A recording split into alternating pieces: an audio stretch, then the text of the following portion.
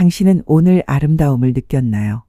아니면 하루 종일 효율과 성과에만 매여 살았나요? 우리는 바쁘게 살아가며 종종 예술을 사치로 여깁니다. 예술? 그런 건 여유 있는 사람들이나 즐기는 거지. 우리는 일하고 돈 벌고 생존하느라 아름다움을 뒤로 미룹니다. 음악을 듣고 그림을 보고 시를 읽는 것은 중요한 일을 다 마친 후에나 할 수 있는 사치처럼 느껴집니다. 하지만 18세기 독일의 시인이자 철학자인 프리드리히 실러는 전혀 다른 이야기를 했습니다. 인간은 놀이하는 순간에만 진정으로 인간이다. 그는 예술과 놀이 그리고 아름다움을 인간의 본질적인 자유와 연결했습니다. 그의 철학은 단순히 미학에 대한 논의가 아니라 인간이 어떻게 인간으로서 존엄을 되찾을 수 있는가에 대한 탐구였습니다. 오늘 이 영상에서는 실러의 미학 편지를 통해 왜 아름다움이 우리 삶의 필수적인지 그리고 어떻게 예술이 우리를 자유롭게 만드는지 함께 탐구해 보려 합니다. 만약 당신이 삶이 메마르다고 느낀다면 이 영상이 하나의 치유가 될 수 있을 겁니다. 프리드리히 실러는 1759년 독일에서 태어났습니다. 그는 본래 의학을 공부했지만 곧 문학과 철학에 빠져들었습니다. 그의 희곡 도적대는 엄청난 성공을 거뒀고 그는 독일 낭만주의 문학의 거장이 되었습니다. 하지만 실러는 단순한 작가가 아니었습니다. 그는 깊은 철학자이기도 했습니다. 실러가 살았던 시대는 격변의 시대였습니다. 프랑스 혁명이 일어났고 전쟁과 정치, 억압과 갈등 속에서 인간은 점점 메말라갔습니다. 사람들은 이념에 사로잡혀 서로를 죽였고 이성의 이름으로 폭력이 자행되었습니다. 실러는 이런 시대의 깊은 절망을 느꼈습니다. 그는 그런 시대에 예술이 인간을 구원할 수 있다고 믿었습니다. 아름다움은 인간을 자유롭게 만든다.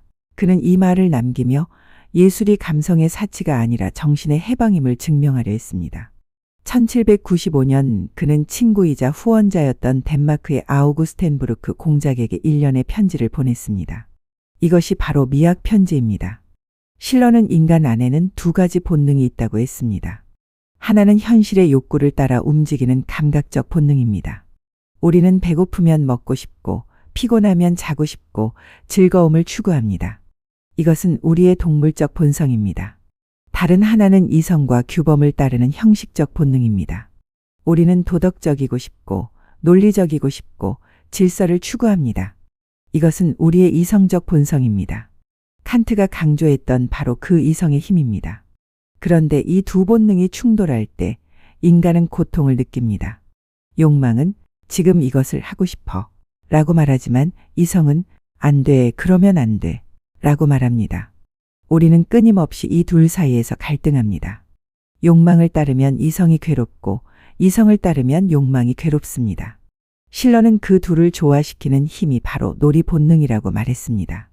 놀이하는 인간, 예술을 즐기는 인간만이 이성과 감성 사이의 균형을 되찾을 수 있다고 보았습니다. 놀이할 때 우리는 욕망에 지배당하지도 않고 이성에 억압당하지도 않습니다. 우리는 자유롭게 존재합니다. 아이들이 노는 모습을 생각해 보세요. 그들은 특별한 목적 없이 놉니다. 돈을 벌기 위해서도 성과를 내기 위해서도 아닙니다. 그냥 놀이 자체가 즐겁기 때문에 놉니다. 그 순간 아이들은 완전히 자유롭습니다. 실러는 말합니다. 어른도 마찬가지라고. 우리가 예술을 즐길 때 우리는 그 자유를 되찾습니다. 실러는 말했습니다. 아름다움은 감각의 자유 속에서 도덕을 예감하게 한다. 이것은 매우 중요한 말입니다. 예술은 도덕을 가르치지 않습니다. 이렇게 살아야 해 라고 강요하지 않습니다. 하지만 아름다움을 통해 인간에게 더 나은 세계를 느끼게 만듭니다. 즉, 아름다움은 강요가 아닌 감동으로 인간을 변화시킵니다. 우리가 아름다운 음악을 들을 때 누군가 착하게 살아야 해 라고 말하지 않아도 우리 마음은 부드러워집니다. 아름다운 그림을 볼 때 세상이 조금 더 살만한 곳처럼 느껴집니다. 실러는 인간이 자유롭게 사유하고 느끼는 순간 그 안에서 진정한 도덕이 자라난다고 믿었습니다. 실러에게 예술은 단순한 위로가 아니었습니다. 그것은 인간을 깨우는 힘이었습니다. 그는 말했습니다. 아름다움이 없다면 인간은 야만으로 돌아갈 것이다. 예술은 인간의 거친 본성을 다스리고 감정을 정화시키며 이성을 따뜻하게 감싸는 역할을 합니다. 아름다움은 인간을 더 선하게 만들고 자유롭게 만듭니다. 실러가 살았던 시대를 다시 생각해 보세요. 프랑스 혁명의 광기, 공포정치, 대량 학살, 이성의 이름으로 자행된 폭력. 실러는 이것을 보며 깨달았습니다. 이성만으로는 충분하지 않다는 것을.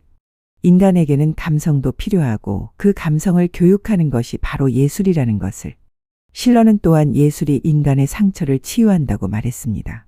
그는 말했습니다. 예술은 현실의 고통을 도피시키는 것이 아니라 그 고통을 견딜 수 있게 만든다. 예술은 현실을 외면하지 않습니다. 오히려 현실을 다른 빛으로 비추어 우리가 그 안에서 의미를 발견하도록 돕습니다. 그것이 예술의 구원입니다.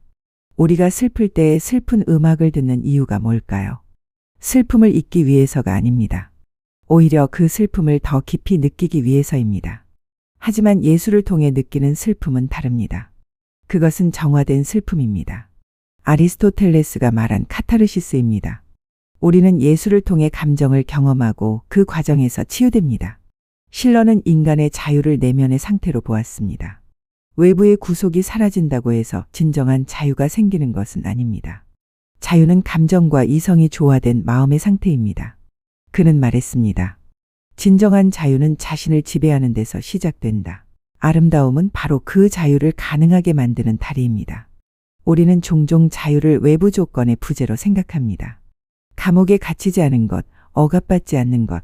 하지만 실러는 말합니다. 진정한 자유는 내면에 있다고.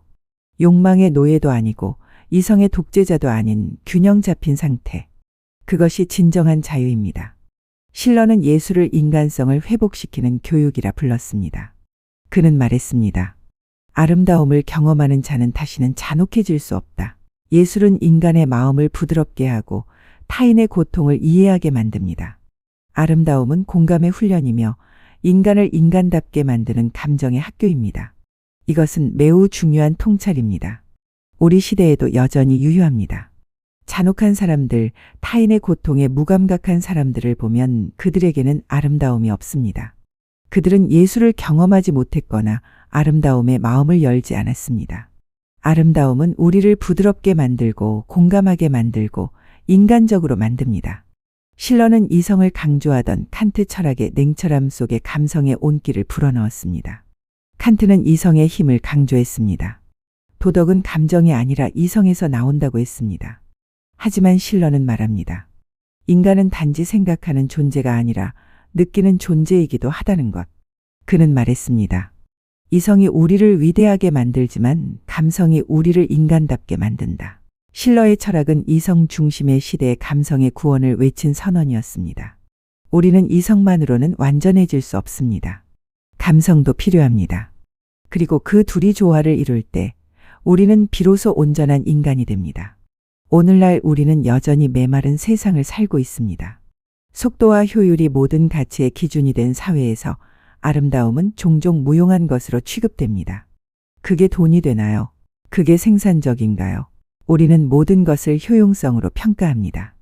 예술은 그런 기준에서 쓸모없는 것처럼 보입니다. 하지만 실러는 묻습니다. 아름다움이 사라진 세상에서 인간은 무엇이 될 것인가? 그는 조용히 대답합니다. 아름다움이 없다면 인간은 기계로 변할 것이다. 우리가 효율만 추구하고 성과만 중요하게 여기고 감성을 무시한다면 우리는 점점 인간성을 잃어갑니다. 우리는 기능하는 기계가 될 뿐 살아 숨쉬는 인간이 아니게 됩니다. 아름다움은 쓸모가 없습니다. 그러나 바로 그 쓸모없음 속에 인간의 존엄이 있습니다. 음악, 시, 그림, 그리고 사랑. 그것들은 삶을 유지시키지 않지만 삶을 살아갈 이유를 줍니다. 실러는 말했습니다. 예술은 인간을 살게 하는 가장 고귀한 허상이다. 예술은 허상입니다. 그림은 실제가 아니고 음악은 실체가 없으며 시는 허구입니다. 하지만 그 허상이 우리를 살게 합니다. 그 허상이 우리에게 의미를 주고 위로를 주고 희망을 줍니다. 그것이 예술의 역설입니다. 가장 쓸모없는 것이 가장 필수적입니다. 오늘 당신의 하루가 거칠게 흘러가고 있다면 잠시 멈추어 아름다움을 바라보세요. 그것이 꽃이든 음악이든 노을이든 상관없습니다. 창밖의 나무, 길가의 작은 꽃, 우연히 들리는 음악. 그 순간 당신은 이미 자유로운 인간입니다.